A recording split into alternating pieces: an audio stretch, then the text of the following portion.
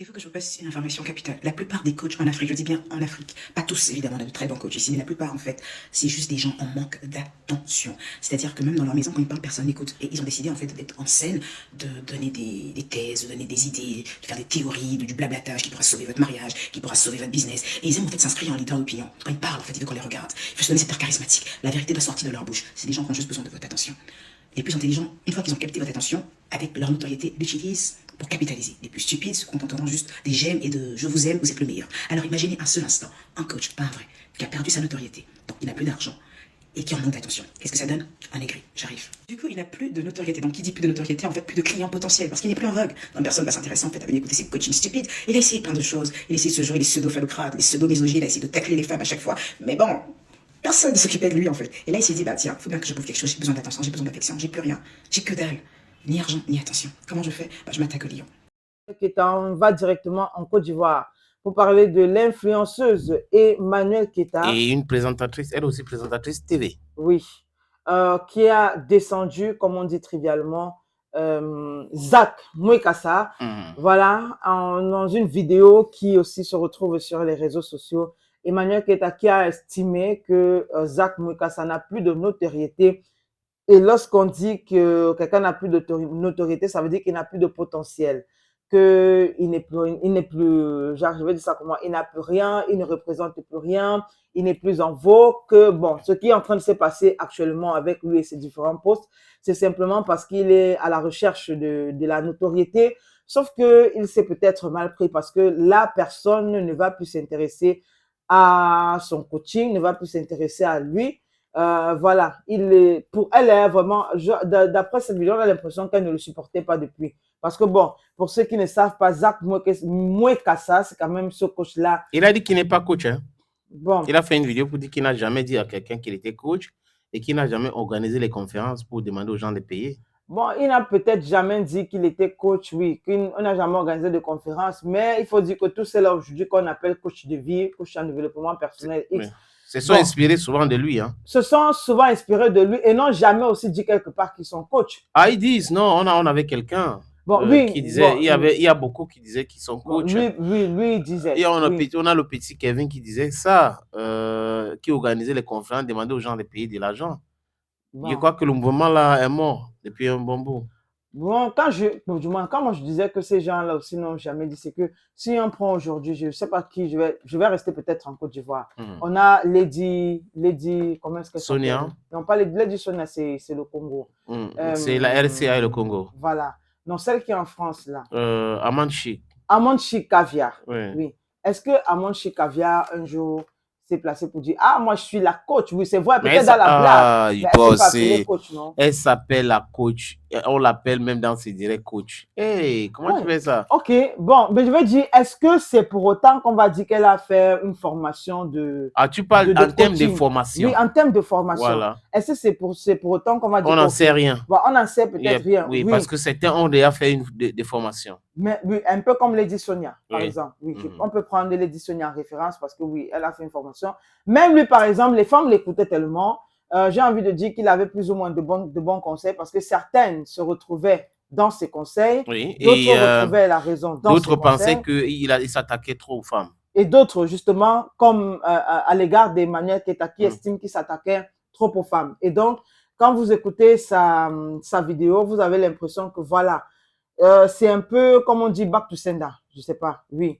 À chacun son tour chez le coiffeur. Mais qu'est-ce que lui, il a fait au fait? Je ne comprends pas pourquoi cet acharnement. Bon, il faut dire que actuellement, Zach Mwekassa ne s'est pas arrêté seulement à Francis Ngannou. Mais il n'a rien dit de mauvais concernant Francis Ngannou. Bon, en fait, rapidement, c'est qu'il félicite Francis Ngannou. Lors du combat, Francis Ngannou, après le combat de quoi? Francis Ngannou, Anthony Joshua, il avait félicité Anthony Joshua. Et les Camerounais n'ont pas aimé. Maintenant, il félicite Ngannou, les mêmes Camerounais commencent à l'obatcher, à l'insulter. C'est là où il a réagi comme il a réagi. Je suis d'accord peut-être avec toi qu'il a été excessif à plusieurs égards.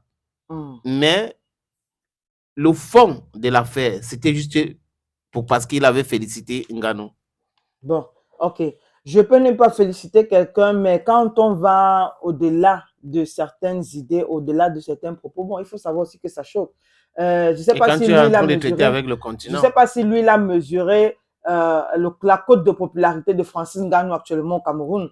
Je ne sais pas s'il a mesuré. Ce n'est même pas la cote de popularité, mais le poids, en l'estime. Afrique, pas au Oui, Cameroun. bon, en Afrique, oui, mais d'abord au Cameroun, parce que là, ce sont les Camerounais qui ont commencé à s'attaquer à lui avant que les autres pays se sont mêlés. Est-ce Mais qu'il a... parce qu'il a félicité Francis, tu trouves normal qu'on s'attaque à lui parce qu'il a Bon, félicité Francis? On féliciter le traite Francis d'hypocrite. aujourd'hui, alors qu'il y a peut-être 3, 4, 5 mois plus tôt, tu le traitais de faible, c'est un problème parce que les gens trouvent que tu es hypocrite. Non. C'est de là que part le problème. Ok, mais bon, c'est la vie de tout un chacun. Mais je voulais juste te rappeler qu'Anthony Joshua aussi est africaine. Oui, mais après, il faut donc qu'ils comprennent que les Camerounais n'avaient pas apprécié. Peut-être Francis Ngannou, lui, en particulier, n'a aucun problème avec Aucun Zak problème. Mwekassa. Mais bon, les Camerounais ont estimé que ce n'est pas le problème de Francis Ngannou, mais c'est le problème du reste des Camerounais. Du continent. Voilà. Et donc, Zak Mwekassa n'avait pas à parler de Francis Ngannou. Aujourd'hui même, Donc les Camerounais l'ont interdit de parler de Ngannou.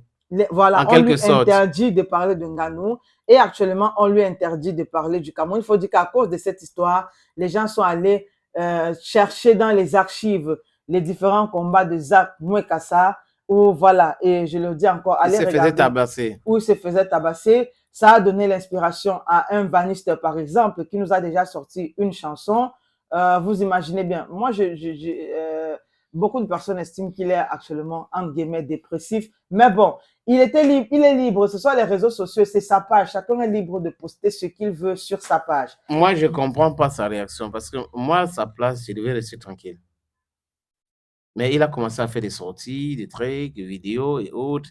À chaque fois qu'il y a quelqu'un qui parle de lui, il vient poster, il reposte ces choses-là sur ses différentes plateformes. Et il a envenimé encore la chose lorsqu'il a parlé de cette inimitié entre Samuel Eto'o-Fils et Drogba. Oui. Donc, on aurait pu comprendre quelque chose que... de fictif. Voilà, on aurait pu comprendre que, bon, t'as quand même Francis Ngannou, ok, bon, encore, bon, tu n'as peut-être pas bien mesuré l'estime que les Camerounais avaient pour Francis Ngannou.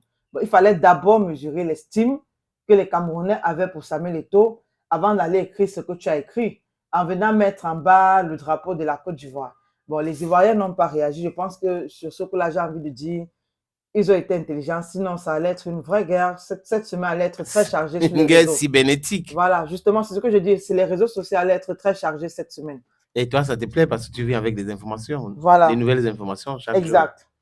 Bon, il faut que les gens... moi, je suis pour que quand il y a un sujet comme ça, on propose argument contre argument et non argument contre injure. Certaines personnes sont promptes à injurier au lieu de proposer des arguments pour pouvoir faire avancer la cité.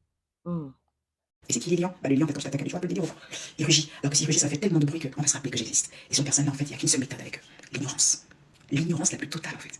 Ils vivent d'affection. Quand il n'y en a pas, ils meurent. Quand quelqu'un peut se vanter d'insulter, en fait, un peu. Et il est content, il est fier. Par contre, un peu faible. Je t'explique pourquoi un peu faible, en fait, le gars. Moi, je me disais, en fait, peut-être qu'il devient fou. Parce que quand même, se prendre le temps de rap dans la gorge, comme ça, c'est bizarre quand même. Et je me suis dit, peut-être qu'il a fait de la boxe à un moment. Et je sais qu'il était pas du tout bon boxeur. Quand je regarde ses vidéos, une, deux qui traînent là, il s'est toujours ramassé au tapis, c'était vraiment l'horreur. Et je me dis, à force d'avoir des coups dans la tête, ça dérègle le cerveau. Mais aujourd'hui, que le gars a encore toute sa tête, c'est quand il a commencé à bloquer les commentaires. Là, il supportait pas trop les injures. Donc, il n'a pas de cardio. Il souffre, il est en souffrance. En même temps, il a besoin, en fait, que vous vous intéressez à lui. Il a besoin, en fait, de revenir dans ses heures de gloire. Les heures, en fait, où il était le vrai Zak, où il perçait, où il était au top de sa forme. C'est plus le cas, gars. Réinvente-toi avec quelque chose dont tu peux pas attaquer un pays, en fait. C'est vrai que là, t'es à nouveau sous la sélection, mais les seules personnes qui discutent réellement, en fait, ce sont des abonnés qui t'insultent de tout genre. Alors que ta place, en fait, c'est dans un Sénat avec alors tes idées. Non, tu traînes dans les commentaires et tu te bats. Donc là, en ce moment, sa place, c'est dans les commentaires, en train de partager des liens de blogueurs, de pages. Il savait ce live, en fait. Moi, je me rappelle 3 ans, 4 ans en arrière, Zak Mwekassa, quand même, en référence de coaching, on l'appréciait. En référence de conférence, quand je commençais ma conférence, franchement, si j'avais eu un parrain comme Zak, ça allait être super. J'aurais même souhaité qu'il soit à une de mes conférences parce que franchement, je voyais quelqu'un qui faisait des choses sensées, avec tellement de charisme. Mais on a beau chasser